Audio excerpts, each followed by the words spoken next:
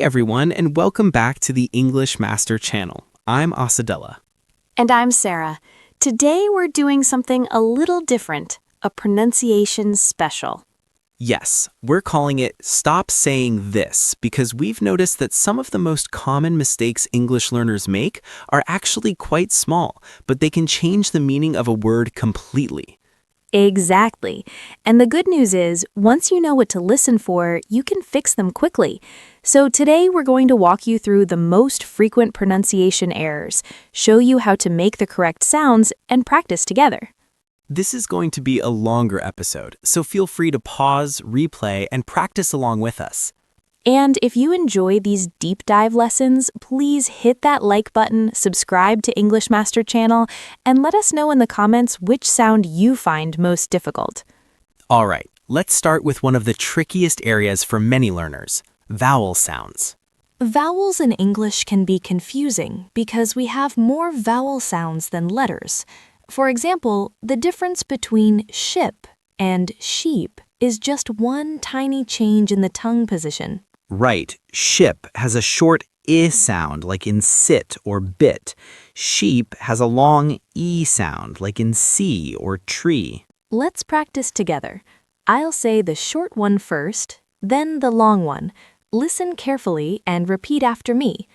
Ship, sheep. Sit, seat. Live, leave. Fit, feet. Great. Another common pair, bed and bad. Bed has an E sound as in red. Bad has an A sound as in cat. Let's try bed, bad. Men, man. Said, sad. Head, had. One more set. Cut and cart. Cut is a short sound like cup. Cart is a longer sound like car. Practice. Cut, cart. Luck, lark. Hut, heart. If you feel your tongue moving, you're doing it right. These small adjustments make a huge difference in being understood. Now let's tackle a sound that doesn't exist in many languages, the th sound. There are actually two versions, unvoiced, like in think, and voiced, like in this. For the unvoiced th, your tongue should gently touch your upper front teeth and you push air out without vibrating your vocal cords. Try it. Think, thank, 3. Let's practice. Think, thank, 3. Bath, both. For the voiced th, the tongue position is the same, but you use your voice. You'll feel a vibration. Words like this, that, mother, father. Repeat after me. This, that, mother, father, together. A common mistake is replacing th with ch or d. For example, saying tree instead of 3 or dis instead of this. Let's do a minimal pair drill to hear the difference. Tank, thank. Tick, thick. Den, then. Keep practicing this sound in front of a mirror. Watch your tongue. It takes time, but it's worth it. English is full of silent letters, letters we write but don't pronounce.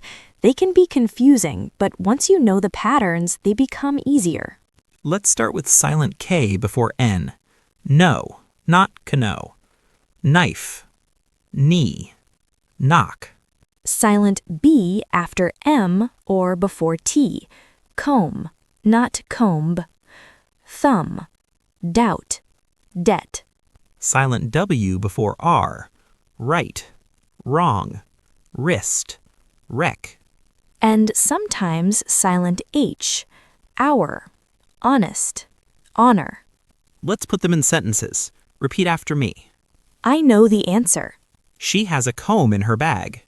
Please write your name here. We waited for an hour. These words show up all the time, so practicing them will make your English sound much more natural. In English, stressing the wrong syllable can completely change the meaning of a word. Take the word record. As a noun, the stress is on the first syllable, record. As a verb, the stress is on the second syllable, record. Let's practice. Noun, record. I have a new record. Verb, record. I will record the lesson. Another example, present. Noun, present, a gift. Verb, present, to show or introduce. Let's try a few more. Conduct, behavior, versus conduct, to lead or direct. Object, a thing, versus object, to disagree. Perfect, adjective, versus perfect, verb, to make perfect. Word stress also matters in longer words. For example, photograph, photography, photographic. Listen to the shift in stress. Repeat. Photograph, photography, photographic. If you get the stress wrong, it can confuse the listener. So when you learn a new word, always check where the stress falls. There are some everyday words that almost everyone mispronounces at first. Let's fix them. First, ask. Many learners say axe or axe. It's ask, ask. Practice ask, asked, asking. Next, comfortable, not comfortable with 4 syllables. It's usually 3. Comfortable. Try comfortable. Vegetable, similarly, it's often vegetable, not vegetable. Probably, many people say probably. It's probably. February, the first R is often silent. February. Library, not library, it's library. Interesting, 3 syllables. Interesting, not interesting with 4. Let's put them in sentences. Repeat after me. I need to ask a question. I need to ask a question. This chair is very comfortable. This chair is very comfortable. I probably forgot my keys. I probably forgot my keys. I love going to the library. These small corrections will make you sound much more natural. Pronunciation isn't just about individual sounds. It's also about how your voice rises and falls. That's called intonation. And sentence stress, which words you emphasize, can change the meaning. Take a simple sentence. I didn't say he stole the money. If you stress different words, the meaning shifts completely. Let's try, I didn't say he stole the money. Someone else did. I didn't say he stole the money. I never said it. I didn't say he stole the money. I implied it but didn't say it. I didn't say he stole the money. Maybe someone else did. This is why listening to native speakers is so important. Their intonation tells you what's important. Let's practice a common rising intonation pattern for questions. Are you coming? Voice rises at the end. Did you see that? For statements, the voice usually falls at the end. I'm going home. That was great. Try this sentence with both. You're coming, right? Rising for the tag. You're coming. Falling statement. Good. Intonation makes your speech sound natural and helps you express meaning beyond words. Now let's put everything together with a shadowing exercise.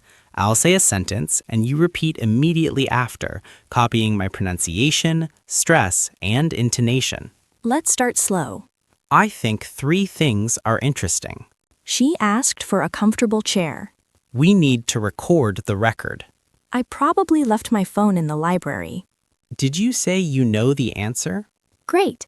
If you want more practice, pause the video and repeat these sentences until they feel natural. Now let's review some useful words we used today. This is our word tour. Minimal pair. 2 words that differ by only 1 sound, like ship and sheep. Voiced versus unvoiced. A sound is voiced if your vocal cords vibrate, like z. Unvoiced if they don't, like s. Silent letter. A letter that is written but not pronounced, like the K in no. Word stress. The emphasis placed on one syllable of a word. Changing it can change meaning. Intonation. The rise and fall of your voice when speaking. Sentence stress. Stressing certain words in a sentence to show importance. Shadowing. Repeating what you hear immediately after the speaker to mimic their pronunciation and rhythm. Keep these terms in mind. They'll help you talk about pronunciation and understand future lessons. Wow, that was a lot, but you made it through. Give yourself a pat on the back. We covered vowels, the th sound, silent letters, word stress, common mistakes, intonation, and shadowing. That's a full course in one video. The most important thing is to practice regularly, even just 5 to 10 minutes a day. Record yourself, listen back, and compare to native speakers. If you found this helpful, please hit that like button. It really helps us reach more learners. And subscribe so you don't miss our future deep dive lessons. Let us know in the comments which sound is the hardest for you. We read your comments and we'll try to cover your requests. Thank you for spending this time with us. Keep practicing, keep speaking, and we'll see you in the next video. Bye for now.